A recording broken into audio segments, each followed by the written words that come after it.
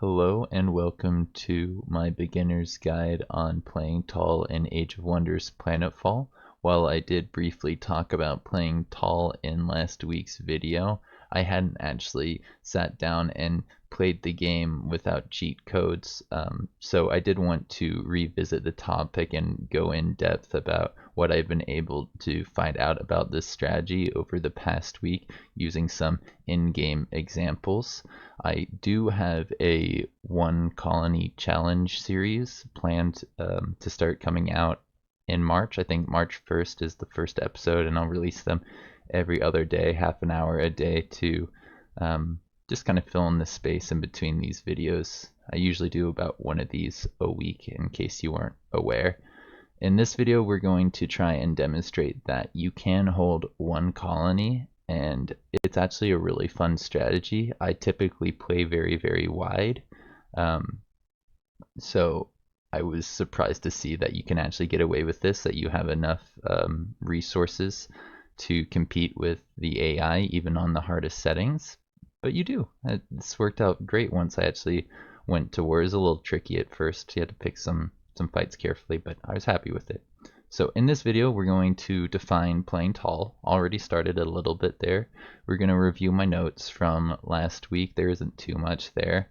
And then we're going to cover some tips for developing your economy, getting unit production going, and how to use your military using some examples from my playthrough. I've got a couple saves that I can load up to demonstrate why it works well.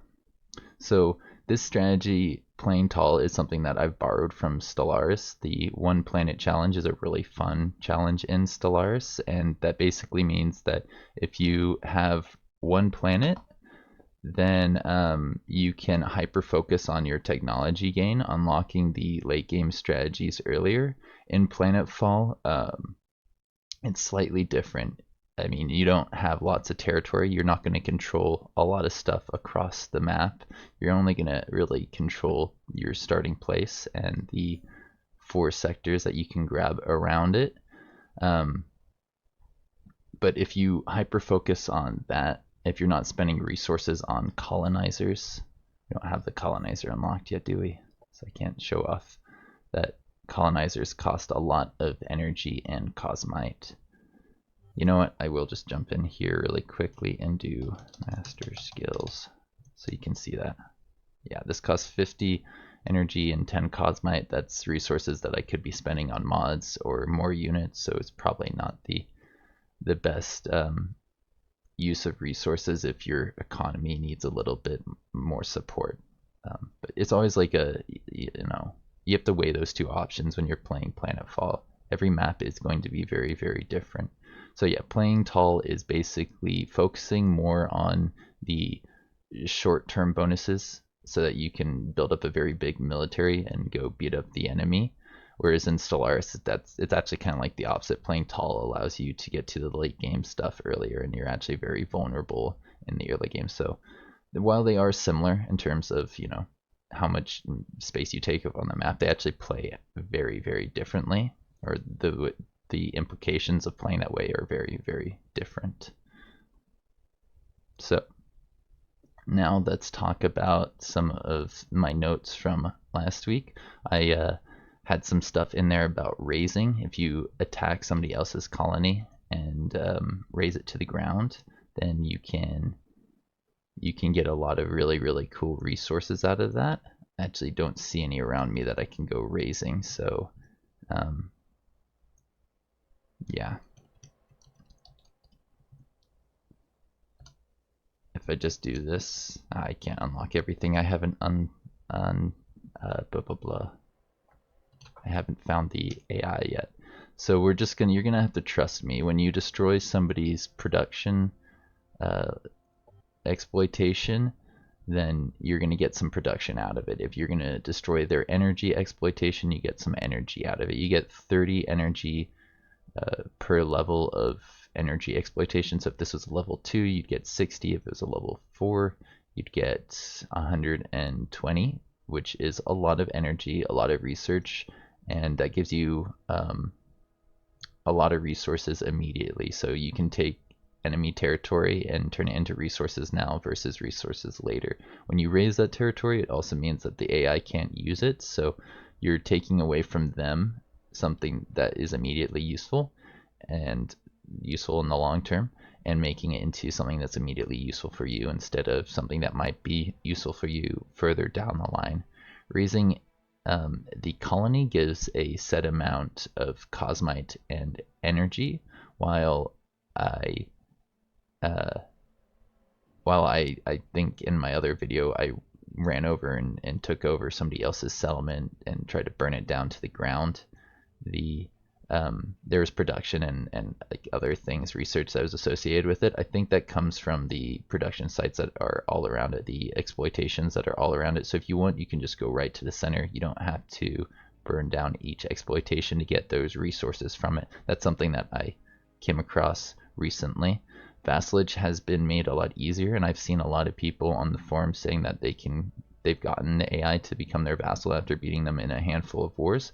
I think when I jump ahead to like turn 40, you'll see that the AI is still pretty strong, but if I beat them in just a handful more battles, I think they'll actually try to become my vassal. Economist got a nerf, so did playing wide. So yeah, playing tall is a more valid strategy. Investing more in a few select cities, I think, works out a lot better for you. You get more benefit immediately once you get the exploitations, because of the way this has changed. It used to be that you get like a multiplicative thing once you get to higher levels, so you needed a lot of pops, but now smaller cities can get a lot out of these higher level exploitations. So yeah, playing tall, it's much better. You can get units cheaper. I think they reduced the cost of these guys by 5, tier 2 units by 10, tier 3 units by 15, tier 4 units by 30. The upkeep is reduced on tier 4 units. So yeah, you can try and grab those a little bit earlier in the game. The first thing I like to do when I start up a match is to go over to the landmark that starts next to you and get a quest, which I tend to complete as quickly as possible. If you're lucky, it will spawn close to your starting capital or your armies, and you can get them over there in the first turn, giving you a lot of nice resources. It can be a kind of a tricky fight to go immediately into, but I do like doing that so that you can start using those resources as early as possible. Once you complete a couple quests, you might be able to get some units from the dwelling. Once you've completed 2 quests, you should be able to come in here and buy some powerful units off of them. So I do like to do that as early as possible. I do like to get some influence built up. I know every once in a while it'll be really, really hard to get to, and you'll have to say no to it, and that's a shame when that happens, but it's okay. And then after that, I like to go scouting. I like to make sure I know what's around me, what kind of locations I can easily get inside of my space, as well as how those pair up with the landscape that is there. For example, this is a great energy location. It has an energy resource node and 2 energy icons here. This one has a food node and only 1 food, so it's not so great, but it's still okay. It would do the job. We will need food. This is an okay production place, but it's a little further away, so less than ideal. I mean, given the fact that this is a landmark, you almost need that first. If you don't take it first, you're going to want to take it second. Depends on how quickly you can get that inside of your space, and if there's anything else nice around you. Because we have mountains here and just all around us, this made the most sense for me. I like the look of this location. If we can get that inside of our space eventually, that's really, really good for playing tall. But the other reason I like to go out scouting is you can find these archaeology sites pretty quickly if you focus on just sending your scouts out and about. And then if you can send your hero over to that, that's easy XP and potentially some really, really useful loot. Let's see, what was I going to say after that? I think we might be ready to jump into what exploitations you end up actually picking. I wasn't sure at first if you should take two sets of two exploitations that match each other. If you take two production things and two energy things, I think you'll have what you need in a tall playthrough, because you're going to need units and you're going to need to build them, which means you're going to need energy and production to make those units. Units cost, a little bit of energy and quite a bit of production to make. So going for those is a great strategy if you're going to be trying to attack people in the early game. You can always get your research from anomalies, which I think requires the DLC. I don't think you get anomalies without the Revelations DLC, so this strategy is kind of does revolve around that. But you can always get a research sector if you don't have that DLC, or you can just go raising people's stuff for research. I think quests can give you that, as well as clearing out sites, so you don't need to necessarily have research at home. I think you can build up your military without too much research. But you will need some food. If you're unable to get a river like we have here, we don't have any rivers inside the space that this can reach out to. I think that could be a river, but nope, no river. No river. Yeah. You're gonna have a little bit of trouble getting food, and you'll probably want to grab a food location sooner rather than later. I may have waited a bit too long to grab this, but I wouldn't have been able to defend it very easily. So yeah, you got to keep that all in mind when you actually expand out. Always play the planet and what it gives you. So like, for example, if it gives you Cosmite, you probably want to go grab that Cosmite. This is a pretty nice location, but it's a little too far away for me to get at. I mean, I could, it's only 2 sectors away because of this mountain thing. I could grab this and then this, but this is just, it's not as good as the other things unless the anomaly happens to spawn a site. And they sometimes do. If you grab enough anomalies, I think just 2, every 2 anomalies you grab, it spawns a new anomaly on your borders, which shall be right around your capital if you're playing tall like I am here, which means you can get a lot of really, really nice things. I think we got another anomaly on this location. Either that or this anomaly turned into something. Because I do know, we'll get to this later, that I was able to get, oh no, it was up here. We got a NIST tile right here. We got a tier 4 landmark right there. So a pretty nice landmark because we cleared out enough archaeology sites early enough. So yeah, you get your research from anomalies, food from sites, raising, or workers if you really, really need to. You can always just pump some workers into here. I chose Decadent because I figured I'd get my food from elsewhere, which may have been an oversight. I didn't get to 16 pops very quickly, and you do want to get those 4 sectors up and running relatively quickly so that this city is at its max potential as quickly as humanly possible. And one thing you can do to make that possible is you can go find like these independent settlements and buy them and send their pops home. I do know that happiness is going to limit how many pops you can have here ultimately, so going for a lot of food growth isn't very efficient. Eventually that will have diminishing returns. Sure, you'll get you to your maximum production quickly, but if your happiness is unable to support more than 20 pops, more than 25 pops, you don't want more than 20 pops or 25 pops. That's just going to be an issue. You're going to have to turn down your food growth until this says growth in infinity, and just hold it at that population and hope that when you go raising, it doesn't create too much food. I'm actually not sure what happens if you start losing food, if it drops down a population, if it creates rioters. I would assume it drops you down a population, but something I haven't quite experimented with just yet. You can always go for a food sector and then switch it over to something later. This I have been thinking about recently, about turning it into an energy sector and just using the +10 we get from the base level. You get +5 for it being in an agricultural exploitation, but you don't really need it to be that to get a decent amount of food out of it. Like +10 food is 2 workers if they're not the workers I have because they're decadent. Yeah, happiness events are a great way to get more energy, which is going to be your limiting resource. So putting some people into this to generate those events as quickly as possible can be worthwhile. Since this is happening in 2 turns, there's no need to put a fourth person here. We could probably just do that and grow our city center a little bit quicker. Alright, so we've jumped a little bit ahead. We're on turn 19 now to kind of demonstrate what I've done over the past few turns and to talk about one or two separate things.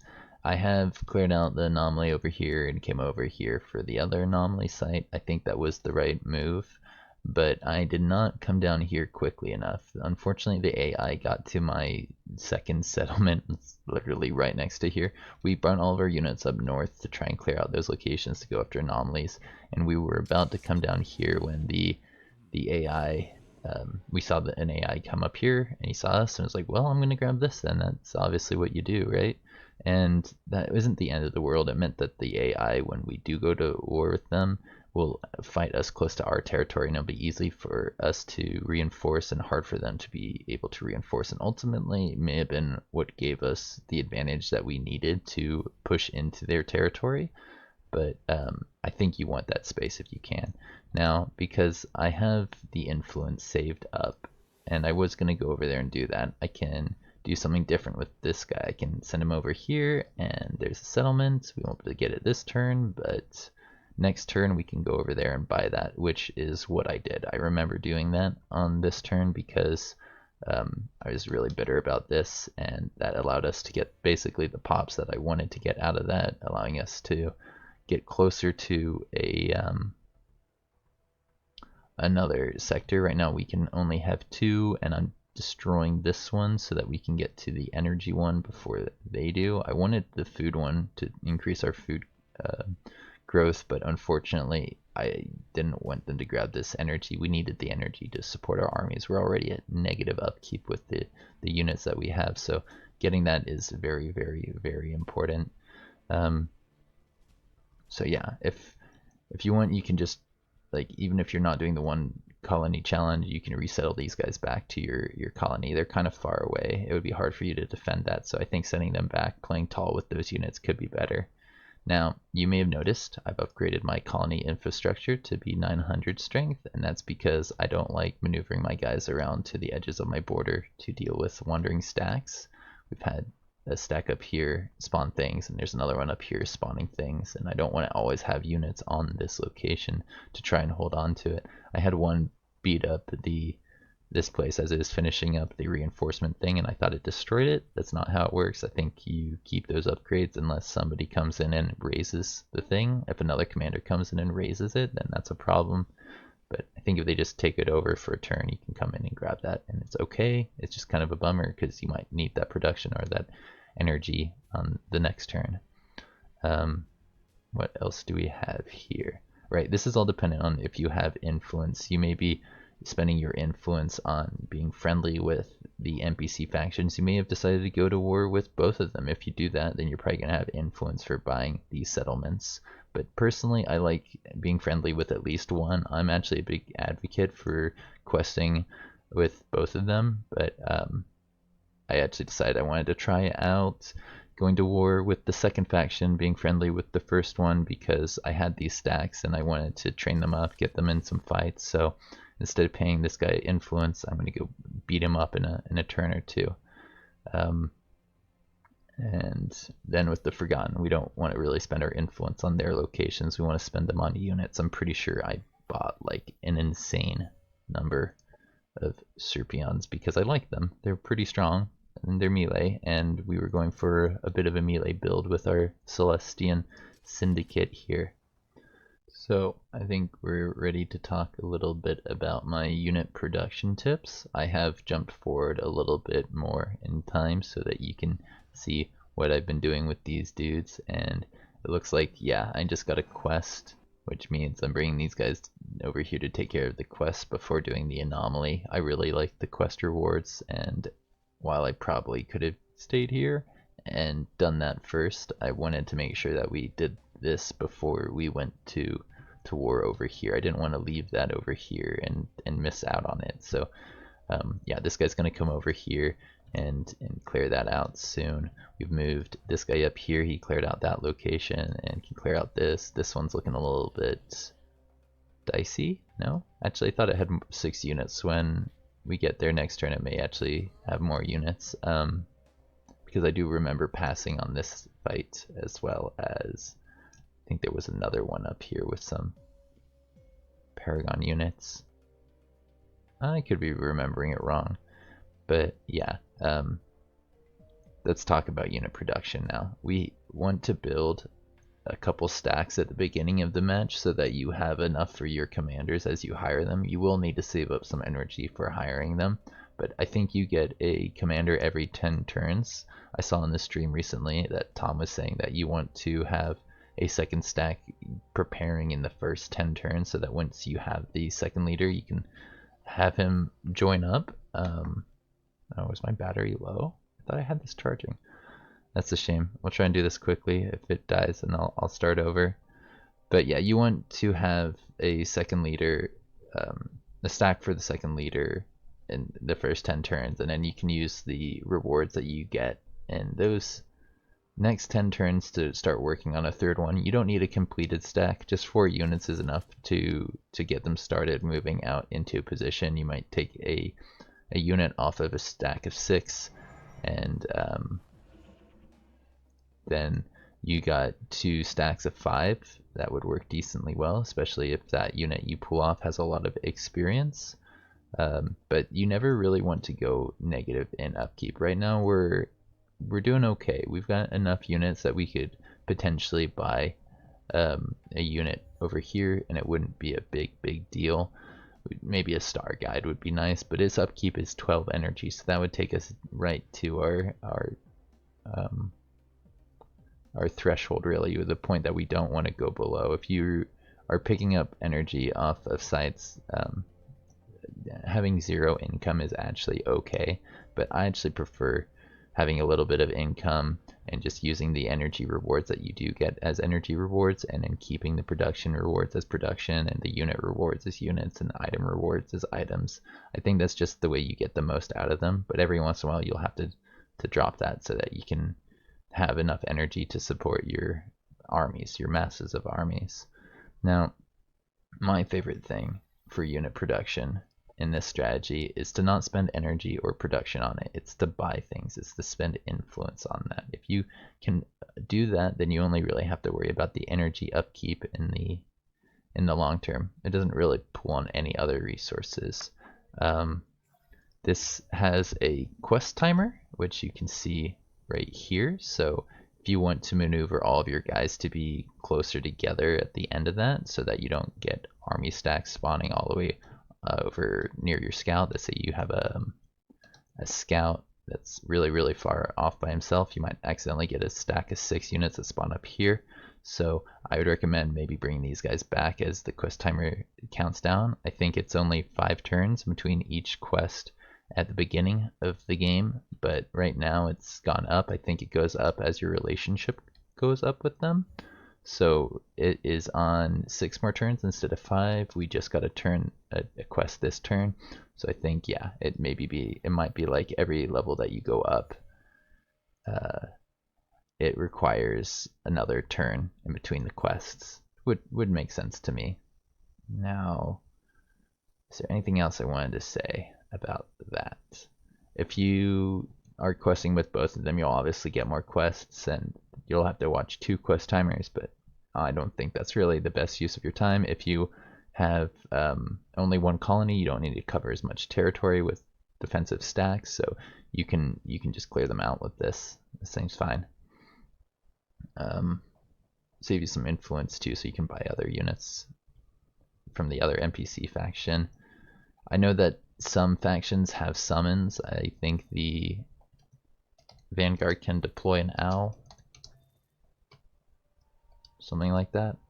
You can deploy trenchers, can't you? Yeah, you can deploy trenchers with the Devar. The Sinumber can summon an Echo, and the Celestian, they got the Ascended Teachers, which is a late game summon, but totally a really nice summon. If you're gonna be fighting people on the other side of the map, you might want to summon in this tier 4 unit just to give your guys the support they need in order to keep fighting. I think he also comes with the ability to convert people. I forget which one it is. I think it's compelling presence would do that. That would bring them over to your side. I can spell. Yeah, that's the really nice one if you can get them on your side. I know the Syndicate can also indenture people with cerebral control collars, so you can get more units that way.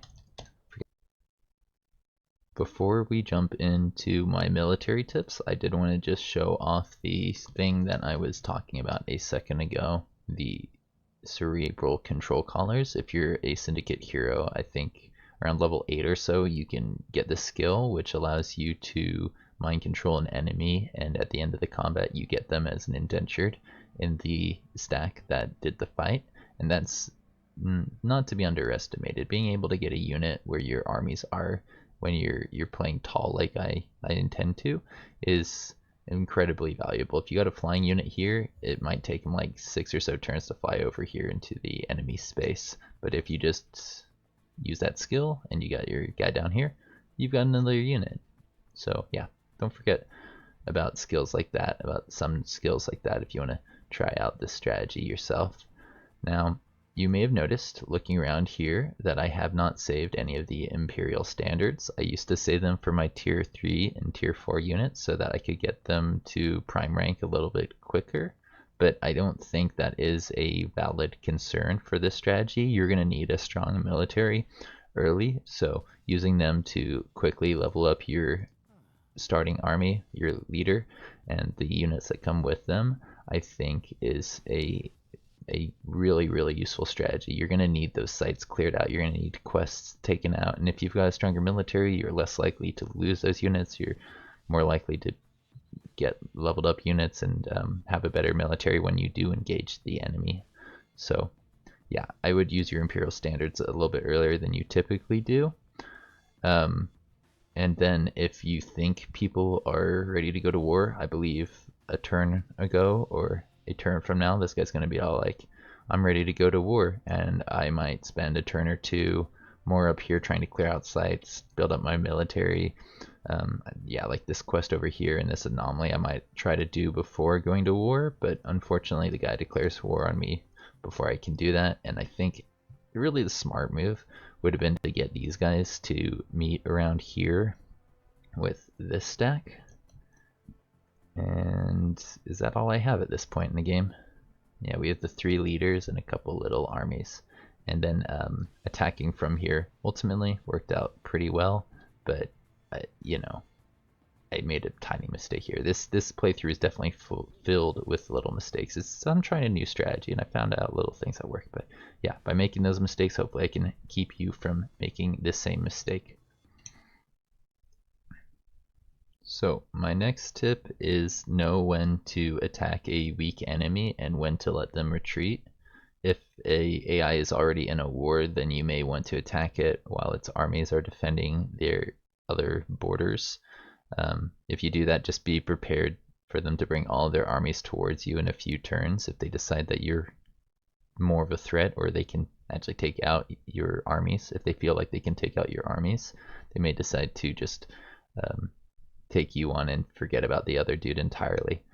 But that's not the situation we're looking at here. That's like a little situation I came across in my other test playthrough. That's a great time to go to war. This right here, this engagement that I'm looking at, is definitely a little bit more questionable. There's a lot of units here with a decent colony militia, and I remember thinking, if I let them mass up anymore, I'm never gonna get through this location with these armies. I may be able to sneak this guy around with the support of this guy, but yeah, that's gonna be really difficult to take on. If say they just bring this right here, if they brought that there, that would be a little bit more problematic. You may have noticed we got our tier 4 landmark up here. Woo! Maybe it was worth keeping the guy up here doing that stuff. We got some nice stuff out of it. We got resources which allowed us to buy another hero and some units. I think we spent a lot of influence on Serpions, which works out in the end, because I think what we ended up doing was something like this, and this, and this, and taking them on, so that it was these 3 stacks against these 2. And even though it says risky battle, even though the numbers are really, really close, when I did this, I was actually able to do it without losing a single unit and taking very, very minimal damage. I think most of my guys are over like 3/4 health, and that's mostly because I engaged them on one side and then kind of like baited the other ones around, kited the other ones around. So I only really had to do one fight on one side. I remember these guys, they did a lot of the baiting, the Serpians. And then the Star Guides are able to give those the units that were doing damage their boost to accuracy and morale. And these guys are able to create a lot of defensive values. The Mirage plus an Enforcer is a very, very nice combo, especially if they don't have a lot of melee, which the Devar Number don't. So yeah, it worked out really, really nicely. Yeah. Next tip is basically know how to engage the enemy. If you attack clusters of troops at the right angle, you can make fighting them a lot easier. It would have been nicer if we could have gone in on these 2 units, but from the angle that we were approaching, the only one that made the most sense was this. If we waited a turn, they may have built some more units. Look, they've even gotten a camouflaged one here. They may have brought some more over. Heck, they may have even retreated these, and then I couldn't have killed them, but that would have been the best plan for them because they got a decent sized colony militia here. But yeah, that's all I have to say for this turn. We've jumped ahead another couple turns to demonstrate what might happen if you get a little bit too greedy. As you can see, they've got 5 stacks of units here and 3 stacks over there, and we have no idea how many units or what type of quality units they have over here. We can actually see that they don't have that much right here in these 2 stacks, and quite a bit there, as well as a very big colony militia. So if we're careful, if we maneuver our guys just right, we can get 4 stacks around here, and we'll probably want this commander to be one of them,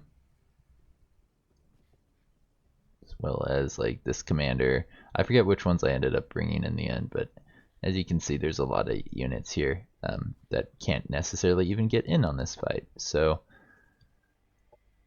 yeah, we did get a little bit greedy. We moved forward. We scouted this out before we moved everybody in. I remember using just like the Mirage, I think it was, to come up here to see if there was anybody concealed, and I saw that as fine, so we decided to move all these guys in. I didn't move these 2 stacks up without seeing what else there was around here.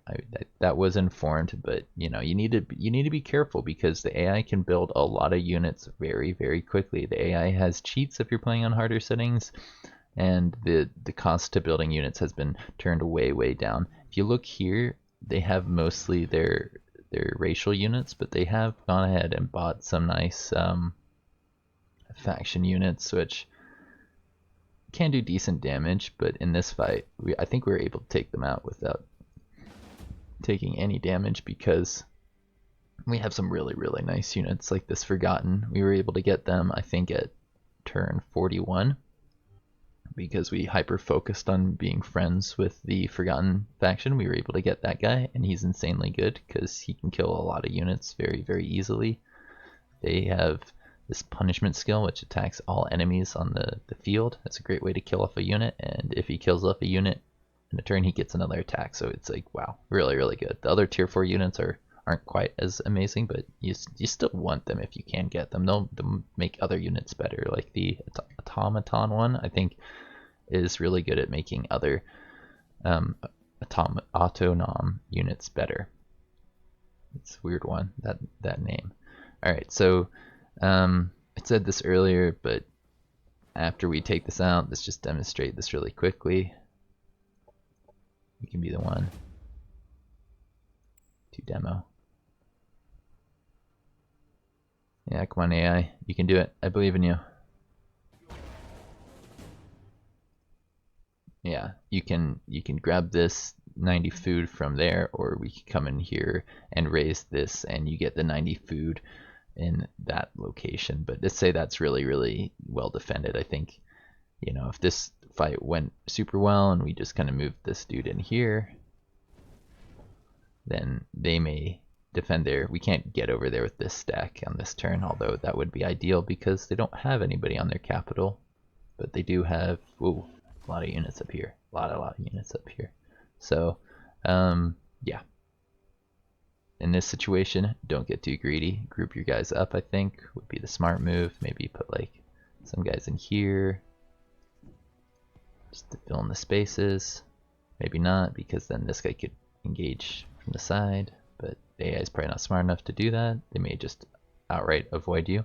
But anyways, I think if I killed off all of these units and these units, I don't know what else they have on the side, but this is their capital, and I've killed their leaders, so I think as soon as that guy can try to be a vassal, he probably will propose that he becomes a vassal. And hopefully we can spare a stack to go over here and take care of the Paragon, but I think that's being greedy. That seems like it's being greedy. So I'll think more about that, but I'll probably not go for that. And that's all of my notes for playing tall in Age of Wonders Planetfall. If you made it to this point in the video, big thanks. I really appreciate it. That kind of view time really helps grow the channel, and yeah, I hope that you got a lot out of it. I feel like there's a lot of cool information that I found out while researching this, and if there's anything you feel like I missed, please let me know in the comments below. I'll see you around. Have a good one.